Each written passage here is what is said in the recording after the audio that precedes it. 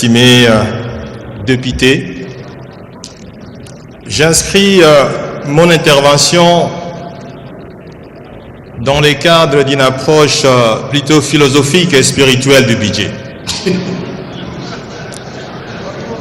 Les budgets étant classiquement définis comme étant une représentation chiffrée des dépenses et des recettes dans les soucis de réaliser les programmes du gouvernement, mais philosophiquement et spirituellement.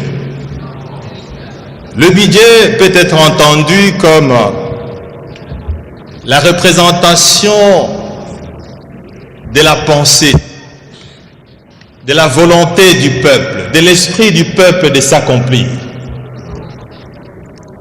Le peuple, à travers les gouvernements issus de l'élection dont la majorité est représentée ici, présente le budget pour rencontrer l'esprit, la volonté du peuple.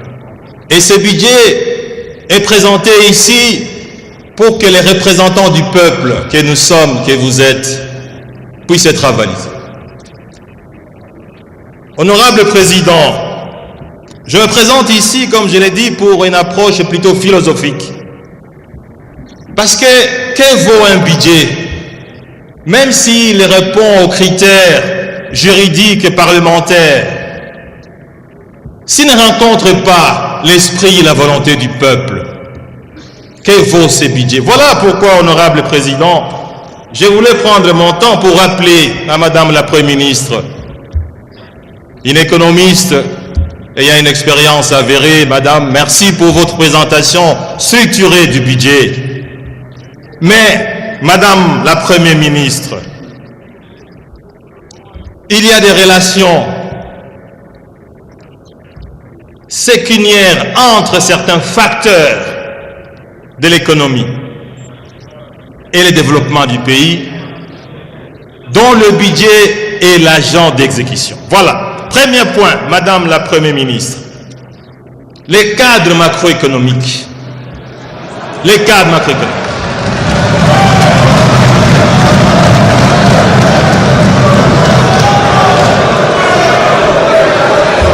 Vous nous avez présenté, Madame la Première ministre, un cadre budgétaire, un cadre macroéconomique avec un taux d'inflation de 9,2%, les taux d'échange de 9 954 francs congolais, les dollars, aux environs de 9 000, en tout cas 2 954, je m'excuse. Mais que vaut un cadre macroéconomique lorsqu'il n'est pas réalisé? Parce que c'est ce cadre macroéconomique qui sous-tend le budget. Je me réfère à l'expérience des 5 dernières années. Aucun taux d'inflation n'a été réalisé, qui a été repris dans le budget voté par cette Assemblée nationale. Aucun taux d'inflation n'a été réalisé. Cette année, au mois d'octobre, on est déjà à 14% de taux d'inflation, Madame la Première ministre. Comment va-t-on réaliser un taux d'inflation de près de 9,2% en 2025?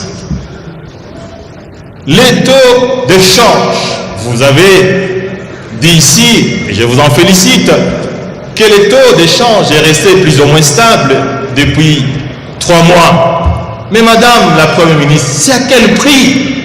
C'est un taux d'échange factice, parce qu'en fait, il est l'aboutissement d'un financement par les arriérés des salaires, par des grèves de tous ordres. C'est un taux d'échange qui ne transparaît pas dans la vie du fonctionnement de l'économie. Donc, Madame la Première ministre, veillez à ce que les taux d'échange soient l'expression de l'équilibre macroéconomique entre l'offre et la demande sur le marché d'échange et sur le bien et service. Deuxième élément, le respect de la chaîne de la dépense. Que vaut un budget, chers collègues, si la chaîne de la dépense n'est pas respectée? Nous avons examiné avec vous ici les rapports sur la reddition des comptes qui nous indiquent que plus de 50% des dépenses publiques sont exécutées hors chaîne des dépenses publiques. C'est-à-dire Plus de 50% exécutés par les gouvernements ne sont pas conformes à la loi, Madame la Première ministre. Quel crédit peut-on donner à un budget si réellement plus de 50% des dépenses sont exécutées en dehors? Troisième élément, la corruption. La corruption, Madame la Première ministre. Vous êtes une experte, vous le savez, il y a une relation de cause à effet entre les niveaux de corruption et les niveaux de développement économique. L'écart type de 1% a un impact négatif sur le budget, sur l'investissement, de près de 0,35% et sur la croissance de 0,5%.